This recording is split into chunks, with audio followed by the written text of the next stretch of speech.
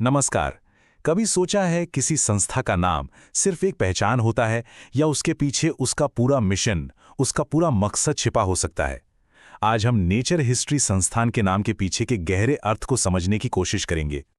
देखिए, इस नाम में 3 शब्द हैं: नेचर, हिस्ट्री और संस्थान। चलिए एक एक करके इनको खोलते हैं और समझते हैं कि इनका असली मतलब क्या है। तो सबसे पहले उठाते हैं शब्द नेचर को। यही इस संस्थान की पूरी सोच की नींव है। और हां, इसका मतलब सिर्फ पेड़ पौधे और पर्यावरण नहीं है। मामला उससे कहीं ज्यादा गहरा है। नेचर के ना 2 मतलब निकलते हैं। एक तो वो जो हम सब जानते हैं, हमारा पर्यावरण, हमारे आसपास की दुनिया। लेकिन दूसरा, और इस संस्थान के लिए सबसे जरूरी मतलब है, किसी भी इंसान का अपना आंतरिक स्वभाव, उसका व्यक्तित्व, उसका कैरेक्टर।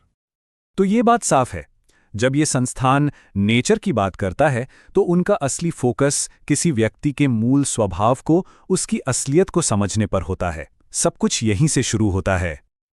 अब नेचर तो समझ आ गया, तो नाम के अगले 2 शब्दों पर चलते हैं: हिस्ट्री और संस्थान। देखते हैं ये इस आइडिया को और आगे कैसे बढ़ाते हैं।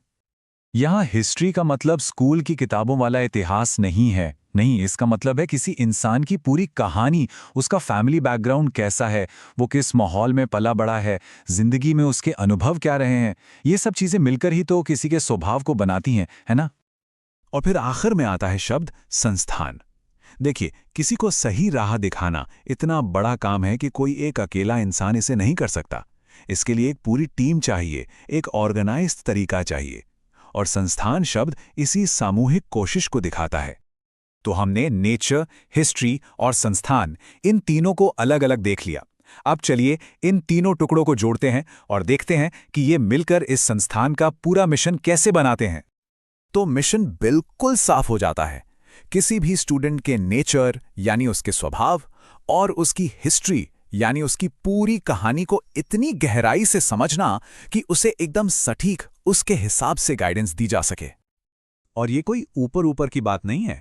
संस्थान सच में हर पहलू को देखता है कि भाई उसका स्वभाव कैसा है, आदतें क्या हैं, दिमाग कितना तेज है, उसकी असल ज़रूरतें क्या हैं और उसका पारिवारिक और सामाजिक माहौल कैसा रहा है।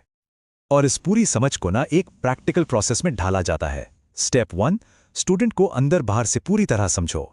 स्टेप 2, उस समझ के आधार पर उसे सलाह दो जो सिर्फ उसी के लिए बनी हो। और स्टेप 3, उसके लिए भविष्य का सबसे सही रास्ता चुनो।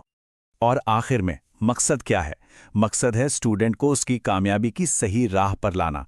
अब ये राह नौकरी पाने की हो सकती है, कोई हुनर सीखने की हो सकती है, या फिर अपना खुद का बिजनेस शुरू करने की। हर स्टूडेंट के लिए ये रास्ता अलग होगा, बिल्कुल उसके अपने स्वभाव की तरह। तो इस पूरी बातचीत का सार क्या निकलता है? इस संस्थान का जो मूल दर्शन है ना, वो सिर्फ स्टूडेंट्स के लिए नहीं, बल्कि हम सब के लिए एक बहुत बड़ी सीख है। ये एक लाइन इस संस्थान के पूरे मिशन को निचोड़ कर रख देती है।